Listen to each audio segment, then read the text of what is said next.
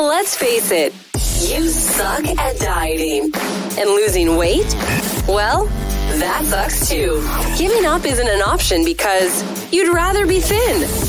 You're now listening to the Rather Be Thin podcast with your vocal sensation, an unfiltered, anti-fat acceptance warrior, a serial dieter and food addict herself, your host, Tasia.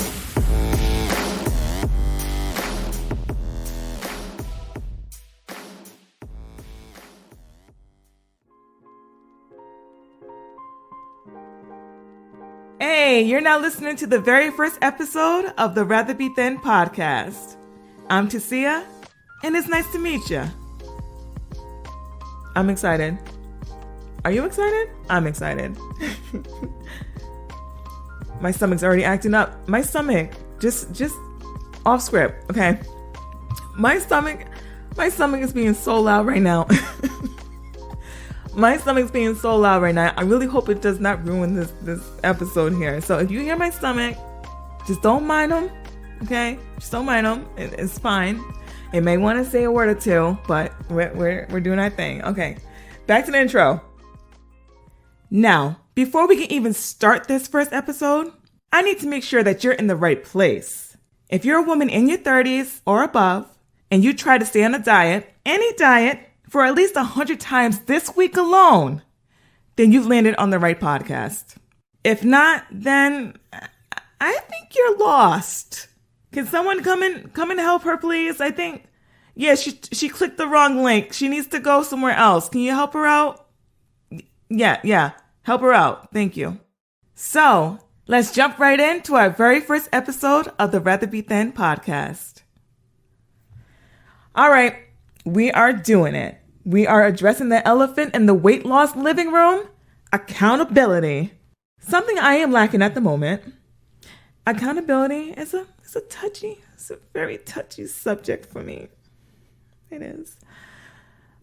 Keep it together, Tasia. Keep it together. No, but really, accountability is something that, we all deal with. We all trying to figure out how to make it work for us. I mean, how about you? How do you feel about accountability? How is it doing in your weight loss journey? How about that? Let's ask that question. I mean, just 1 minute, I think I can stick to my weight loss goals, right? And then a few seconds later, okay, hear me out. A few seconds later, I forgot all about them. Went right out the window. Then I would down a whole effing box of donuts. And after that, I'm mad and wondering why nobody stopped me from doing it. What? I have a problem. Don't judge me. I'm telling you, it is what it is. That's my life. That is my life. I mean, all right. Wouldn't it be nice to have a personal slap the cookies out my hand assistant following us around every day? Like, just really think about it. Imagine it. Imagine someone walking behind you all day long. And every time you pick up something that's not on your plan that you've written out for yourself, this is your own personal plan that you wrote out. And it says that you can only have one cookie a day. Because I'm not saying that you can't have any cookies. You only have one cookie a day. And then you find yourself grabbing the second one. You have that person behind you come and jump out in front of you and smack the damn cookie out your hand. Wouldn't that be nice? I mean, we will definitely reach our weight loss goals that way, right? But I'm losing my damn mind. But yeah, accountability is needed for success. But I have a problem with the accountability choices available to food addicts like ourselves. And you'll find out why in a few seconds. Now, my purpose for this podcast is to tell it like it is. No BS. I'm here to give it to you straight. Okay, I'm sorry. My stomach... Do you have something to say?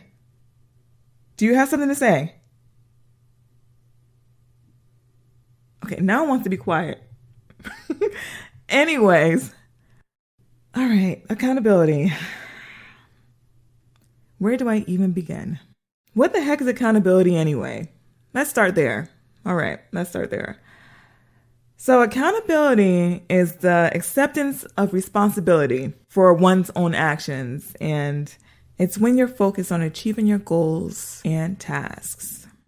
Some people get accountability from using an app or counting on their friends and family for help, or even turning to a weight loss accountability coach for help. Some people are disciplined enough through their own motivation and willpower. And to those people, I say F you, all right? I'm just playing, maybe. No. Okay. No, I'm just playing. I'm playing. But for real, how do these people even do it on their own? That's a damn superpower in itself. Really. Like how? I'm jealous. Anyway, I'm sure that you have tried to motivate yourself, and obviously it didn't work very long. It doesn't work for me. I know that. I'm going to try to get into the heads of these normies and how they make these accountability options work for them. It's going to be hard. I'm going to try to think it through. I'm going to try to see why it works well for them and why it just doesn't work for food addicts like us. As women dealing with food addiction on a daily basis and needing to lose more than 75 pounds, we need just give it to me. We need all the accountability and support we can get. Like seriously, how can we tell ourselves every day to stay on track with our goals when we can easily say, F that, I could do what I want. Who's going to stop me? I'm a grown-ass woman. See right there? That way of thinking is the problem. It's the problem, okay? You guys with me here? Come on. You guys with me for real? Our accountability for ourselves is so weak that it's getting harder to succeed by the second. So what makes normies so much better than us? Why do these accountability tools work for them? Let's go over a few of them right now. Quick disclaimer. This podcast is purely based on opinions and experiences. Please consult your own physician, as none of the suggestions, information, and topics discussed are intended to replace actual medical advice. We encourage you to do your own research. The Rather Be Thin podcast is for entertainment purposes only. All right. So let's go over the first tool, which are phone apps. And the first one I want to address is the calorie counting ones. A calorie counting app, or I guess fitness apps can get in here too. What they do is they're supposed to keep you accountable for the foods that you eat by logging it in by how many grams or how many servings that you consumed. And it's supposed to provide accountability in a way to let you know you stayed on track, you hit your calorie goals for the day, or you hit your macros for the day. And it's supposed to alert you with notifications and remind you that, oh, you didn't log today, or good job logging in for 10 days straight, or whatever it may be. For a normie, that's great, because that's all they need. They know, they just have that instinct to know, I need to log my food, and I don't really need the notification bell or the notification sound to remind me to do that. I just know that it needs to be done. Now, for food addicts like us, I only speak for myself here, but let me know if you feel the same way. But I'm ashamed to log my food because I don't want to accept the fact that I went over 1,000, 2,000, 3,000 calories for the day. And then the app's going to tell me, oh, look at you, fatty. You went over your calories for the day. And because of that, we're going to remind you that if you keep doing things like this, you're going to gain 10 pounds by the end of the day. And it's like, what? How does that make me feel good about staying accountable if you're just going to make fun of me for it? So it's like, I don't know.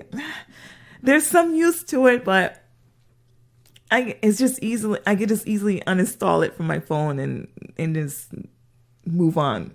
Just keep it moving. And the second app are reminder apps. They're alarm apps.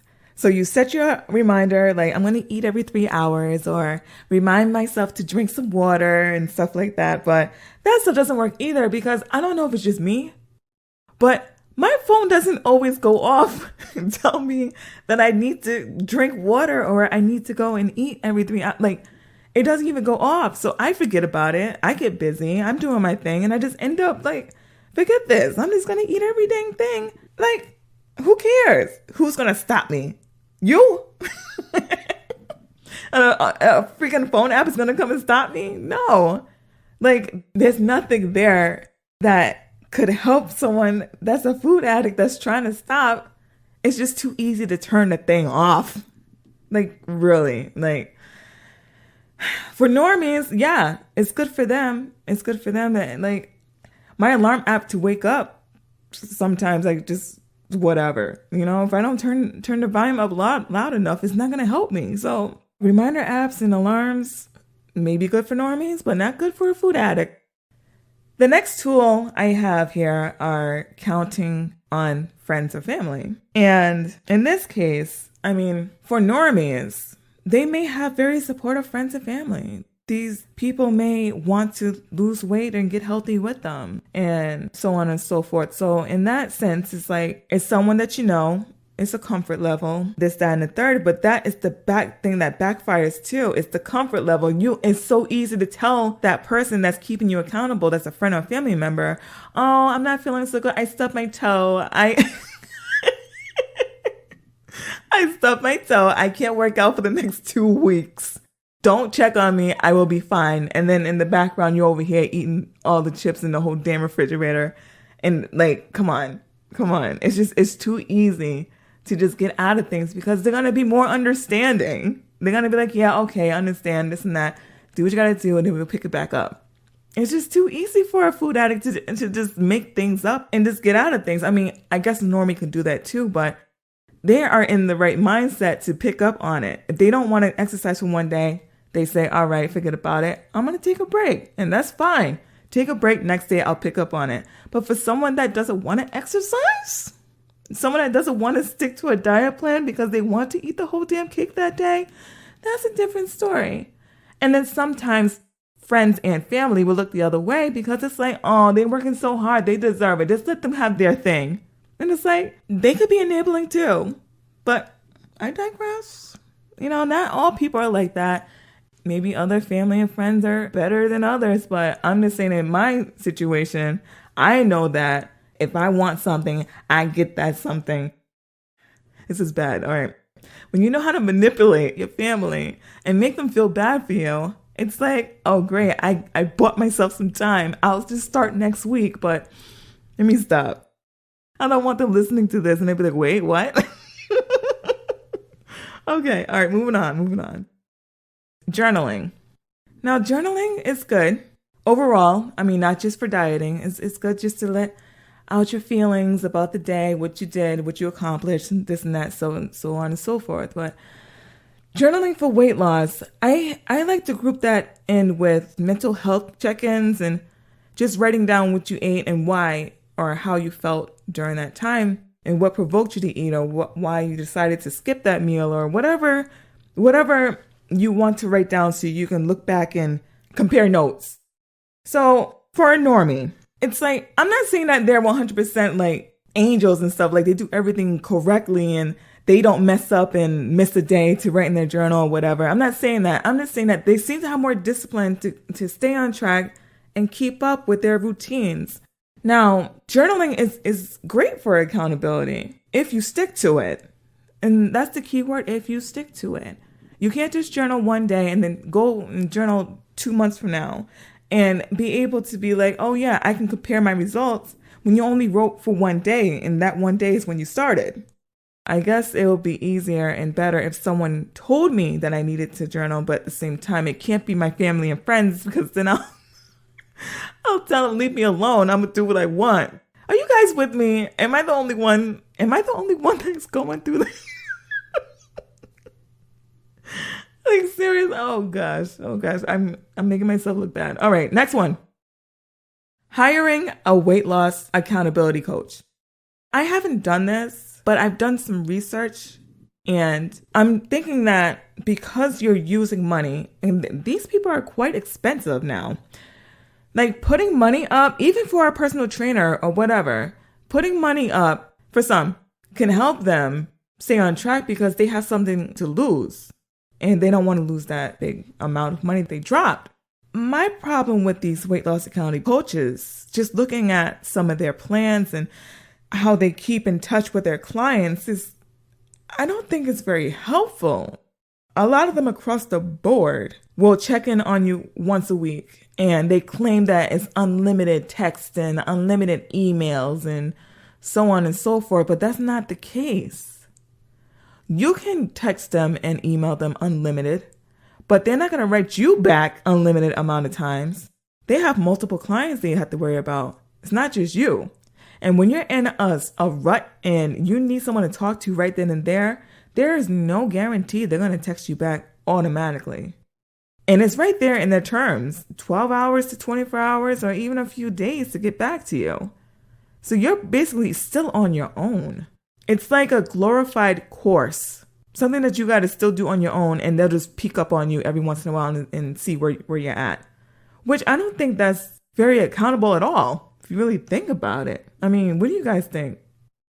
I mean, I feel that for the price, they could do way more, but I understand that time is money. And to be able to do all of that accountability and be there for the person, like some of them don't even talk to you. That's weird. They only talk to you to sell you on their program. But then after that, it's like, nope, I'll just email you. If you have a question, whatever. Don't make it too hard for me to answer though, because I don't have that expertise to even do that. So it's like, why even go to you when I can just go to a nutritionist, personal trainer, or someone else? You see what I'm saying? You see what I'm putting down right now? Like, yeah, I feel that weight loss accountability coaches, just from my own research, it doesn't even seem like they're very helpful. It seemed like they could do worse than good, if you get what I'm saying. I don't know. Maybe I'm just talking up. Stomach? Do you have something to say? Do you have something to say? But yeah, going back to the weight loss accountability coach, even if they had like, oh, all of my clients are in a private group and they all speak to each other, like all these people are looking for accountability too. And if all these people are not actively talking to each other, it's like that feature or benefit or whatever the coach wants to bundle into their programs is not really useful because all these people need help. They're there for the accountability. I feel that in order to really have a good accountability coach, they have to be there all of the time. They have to be accessible all the time. And just looking at their plans, just looking at a few of them, like a good amount of them, they cannot provide that, especially to food addicts like us. There's just no way. There's no way. That's just from what I'm seeing. I could be way off, but that's what I'm noticing. I mean, they could be offering more, but it is only one person doing the task. And I guess it would make sense to just text and email and just get back to them around the same time every day or every week or whatever it may be. But I know it's not as intense as it should be. So the last tool I have here that I want to go over is motivation and willpower. Like I mentioned before, some people are so disciplined. They just have that self-discipline to get to their weight loss goals and mentally on their own use their motivation and willpower throughout the whole process. I mean, for someone that needs to lose 150 pounds and they're over their 30, like they're 35 plus, which apparently that's the time it's harder to even lose weight, to be able to lose their weight, get healthy, get fit, all that good stuff on their own is just beast mode. They got it. Something clicked and they ran with it. And losing 150 pounds, you can't do that in 3 months now. Well, if you're like 900 pounds or something like that, you probably could. But 150 pounds to lose and you start off like maybe 300 pounds, that could take like 2-3 years. And to have that motivation and willpower to keep you going for that long and you don't give up, that's crazy. And that's like the ultimate accountability right there. Like you got that? Wow. Good for you. Again, I'm jealous. I can't see that working for someone that's addicted to food. I can't see that for someone that's tried everything under the book and they feel like they would just want to give up. I get it. I'm there right now. But yeah, I really do envy these people because they keep it on. They just keep it on for so long. And they can keep it going and maintain and keep it going. It's like, wow, that's just crazy. That's wild. So I'm sure there's a lot more accountability tools out there that I didn't even cover today. But regardless, at the end of the day, what can help women like us reach our goals? We can't rely on a notification or being checked on just once a week. That's freaking weak. Like, come on. We've been trying to lose the same damn 75 pounds over and over for so many freaking years. So many years. Something's got to work for us, right? Something. Well, I feel that daily accountability and an active support group to make sure that we hit our hourly goals as well as our weekly goals is where it's at. We just got to find the right group that we can vibe with, chill with, be a part of for a very long time. You get what I'm saying? This has been a very interesting first episode for me. I'm very happy that I recorded it, and I hope you guys had a good time listening. Hey, I hope that you got something from this episode. Take what you will from it. Use it if you can. If you can't, I'm sorry. But no, seriously. If something I mentioned in this episode can help make weight loss a little easier to stomach, a little easier to deal with, then I did my job. And I only barely scratched the surface. There's way more things we can talk about, but I think I'm done with this episode. The very first episode of the Rather Be Thin podcast. I want to thank you guys again for listening. And I'm glad that you guys are on the ride to see the evolution of the Rather Be Thin podcast. Be sure to subscribe and rate the show. I'd really appreciate it. Also, check the show notes for even more information and tune in next week. You might learn something. Good luck to you. Hear me out again next time. I'm your host, Tasia. Bye.